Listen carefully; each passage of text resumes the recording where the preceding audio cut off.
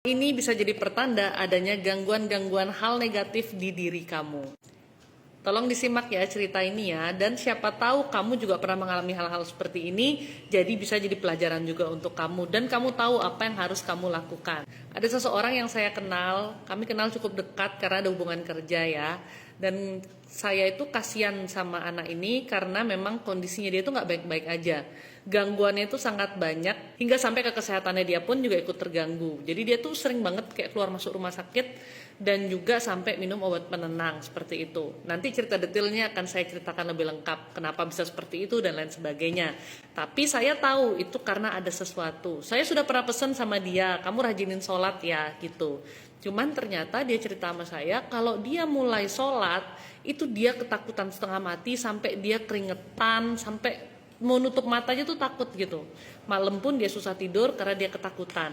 Jadi intinya ini ketakutannya banyak sekali ya. Rasanya tuh kayak dibikin takut, dibikin gelisah gitu. Sampai akhirnya ketika garam lukat ini udah jadi, saya bilang, kamu mau nggak saya kirimin garam lukat? Tapi kamu serius loh, harus pembersihan dengan benar. Karena kalau kamu cuma pakai garamnya, tapi habis itu kamu nggak mau berusaha melawan rasa apapun yang timbul, dan kamu tidak mau sholat, habis itu sama aja bohong. Dan kami banyak ngobrol saat itu, dan dia bilang, iya saya mau serius sungguh-sungguh untuk pembersihan, dia bilang. Saya kirim garam lukat ke dia 2 botol, karena memang pembersihan ini tidak bisa dilakukan sekali aja. Karena terlalu banyak hal negatif yang ada di dia, dan itu pun dibawa sama dia dari dia bayi gitu. Ketika garam lukatnya sampai di dia ngabarin saya gitu, kalau dia udah terima garam lukatnya. Saya tanya, gimana udah pembersihan apa belum? Dia bilang belum bu, karena dia itu seperti ada rasa ketakutan, rasa cemas dari semalam sampai nggak bisa tidur, dia bilang.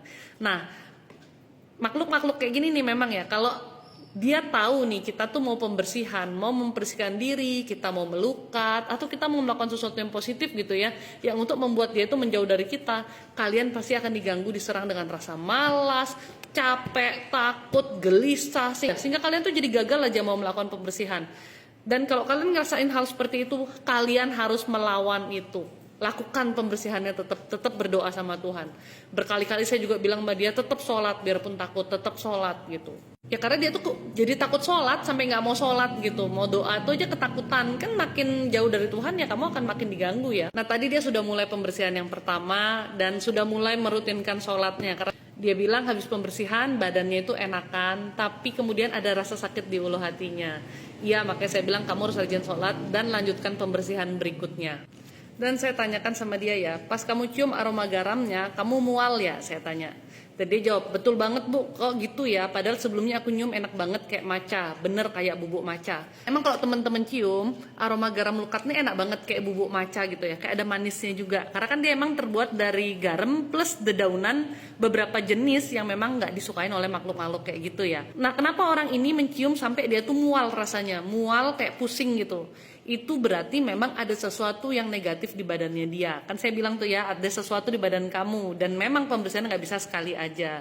Jadi ini satu tanda juga nih kalau teman-teman beli garam lukat, terus teman-teman hirup aromanya, hirup sering-sering gitu, kalau mulai terasa pusing, mulai terasa ada rasa enek, mual, pusing, badan jadi nggak enak, itu berarti ada sesuatu di badan kalian. Karena apa yang ada di badan kalian tuh menolak kandungan dari garam lukat ini, positif energi yang ada di garam lukat ini. Dan saya kan ingatkan dia untuk sholat ya, sholatnya jangan ditunda-tunda. Saya bilang, ya dia udah mau sholat. Dan saya tanya setelah dia sholat, saya tanya, gimana, apakah kamu sholat tadi enakan?